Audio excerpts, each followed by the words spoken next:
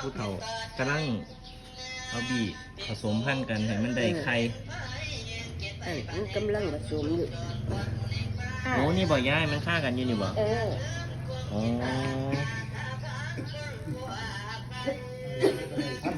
ได้พันต่อบ่ได้ไปซื้อย่ายไข่มันสิออกเป็นแบบไหน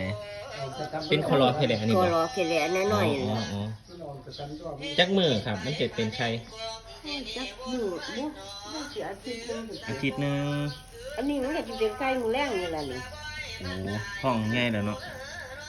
เอาออกจากกันมื้อแรงก็บ่อนไม่จับเนี่ยมันออกจากร่างไหมเป็นหูปองโซวาเซียมันไม่แขวตัวนี้งั้นมาย่ายก็มีแล้วมันหมดได้บ่มีมันสิกัดออกได้ติ